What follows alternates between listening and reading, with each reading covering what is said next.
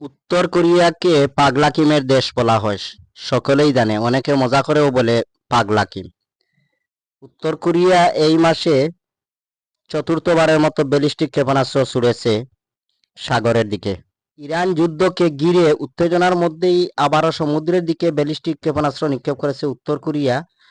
রবিবার দেশটির এই ক্ষেপণাস্ত্র উৎক্ষেপণের কথা জানিয়েছে দক্ষিণ কোরিয়া ও জাপান। খবরটি রয়টার্সের। এই মাসে এটি উত্তর কোরিয়ার চতুর্থ ক্ষেপণাস্ত্র উৎক্ষেপণ এবং চলতি বছরের 7 নম্বর ক্ষেপণাস্ত্র উৎক্ষেপণের ঘটনা। বিশ্লেষকদের মতে আত্মরক্ষার সক্ষমতা প্রদর্শন ও আন্তর্জাতিক অঙ্গনে চাপ সৃষ্টি করতেই এমন পদক্ষেপ নিচ্ছে পিয়ংইয়ং। দক্ষিণ কোরিয়ার সাবেক প্রেসিডেন্সিয়াল নিরাপত্তা উপদেষ্টা কিম কি জুং বলেন, ক্ষেপণাস্ত্র উৎক্ষেপণের মধ্যে দিয়ে উত্তর কোরিয়া দেখাতে চাইছে তারা ইরানের মতো নয়, তাদের আত্মরক্ষার সক্ষমতা ইরানের চাইতেও আরও বেশি রয়েছে। তিনি আরও বলেন, যুক্তরাষ্ট্র ও দক্ষিণ কোরিয়ার সঙ্গে সম্ভাব্য সংলাপের আগেই শক্তি প্রদর্শন করে আগাম চাপ তৈরি করতে চাইছে উত্তর কোরিয়া।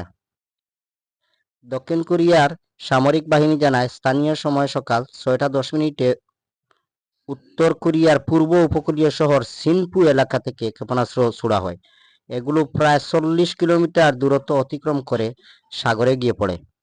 জাপান সরকার জানায়, ক্ষেপণাস্ত্রগুলো কোরীয় উপদ্বীপের পূর্ব উপকূলের কাছে পড়েছে বলে ধারণা করা হচ্ছে, তবে জাপানের বিশেষ অর্থনৈতিক অঞ্চলে প্রবেশের কোনো তথ্য পাওয়া যায়নি। দক্ষিণ কোরিয়ার প্রেসিডেন্ট কার্যালয় জরুরি নিরাপত্তা বৈঠক ডেকে এই উৎক্ষেপণকে জাতিসংঘ নিরাপত্তা পরিষদের প্রস্তাব লঙ্ঘন, উস্কানিমূলক পদক্ষেপ বলে আখ্যা দিয়েছেন।